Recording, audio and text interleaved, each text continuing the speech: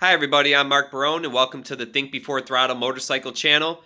And today we're going to talk about how much should you spend on your first motorcycle. Stick to the end of the video because I'm going to give you 3 reasons why logically it makes sense to spend a little bit less on your first bike. But let's get right into it. Uh, I wouldn't recommend spending more than $3,500. Really, preferably 3 grand and under. But before you do that, let me tell you a little bit about my story. My first bike was a 1985 Kawasaki Vulcan 750, and it was $1,600. So I bought it for $1,600, and within about 6 to 8 months later, I was having issues with it, stalling on me, and I can't restart it.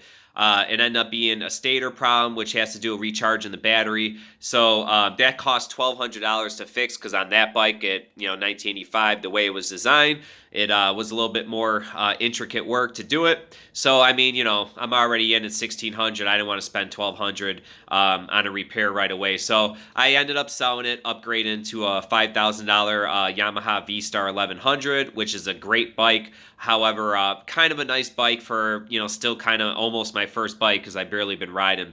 So the reason why, the 3 reasons why it makes sense to spend a little bit less. And I know it sucks that I spent 1,600 and then it kind of burnt me, that soon. But just to say, I got to learn on the bike. It gave me the experience of riding the motorcycle for months, getting used to riding a motorcycle, and I didn't have to worry about it as much as a bike that I was really into. So, but at the time, I gotta say, I fell in love with the bike anyway. So, and you'll probably fall in love with your first bike no matter what anyway. So, 3 reasons why you should spend a little bit less is number one is most likely you're going to drop it. I was riding for years, and I still dropped most of my motorcycles, but not all of them. And, it does happen. It sucks. I hope you don't drop it, but if you do, hopefully you're okay. It's just, something that doesn't get you hurt, and it's just a little bit of loss of pride and a learning experience like we all have. And then, second, it's less pressure than having a bike that's completely pristine.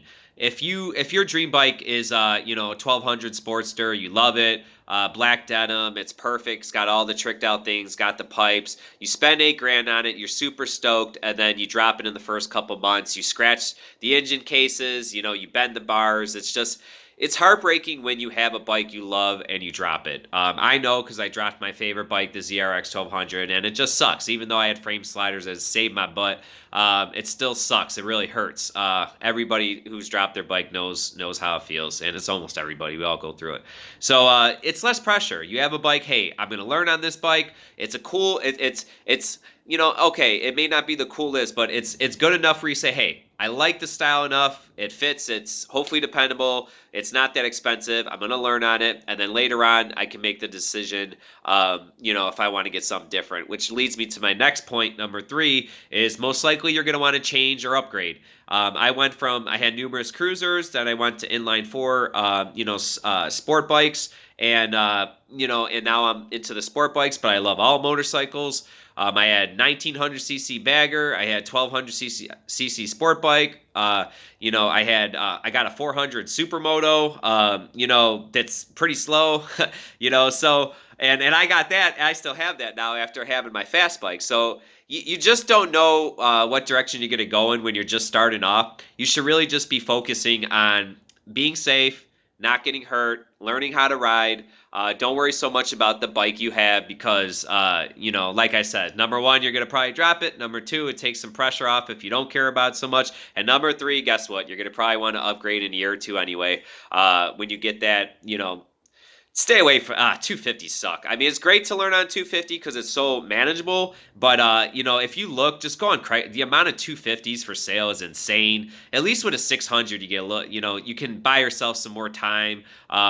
But yes, it is more powerful. You gotta be very careful with a 600, especially a sport bike. But that should be more of a video of like what would make your first bike. This video is more just about how much you should spend. And like I said at the beginning, 3,500 would be my personal max. I would feel better spending 3 grand or under. Psychologically, 3 grand and under isn't. I know to some people it's a lot, and trust me, I don't have a lot of money, so it's a lot for me too. But it's so much easier to drop that $3,000 bike than to drop that $8,000 bike. And psychologically, just looking at the damage, and you're gonna want to upgrade it anyway. So I hope this video helps you from spending that extra 3, 4, 5 grand on your dream bike because you don't want to upgrade in 2 years. Guess what? In 2 years, you buy that dream bike, you might say, "Oh wow, what is this thing? I've never seen this before. This is awesome. I love this." So you're just getting into riding. Focus on riding, focus on being safe, focus on learning how to ride the motorcycle. And I appreciate you guys watching. So I'll see you next time. See you soon and be safe out there. Thank you. Bye.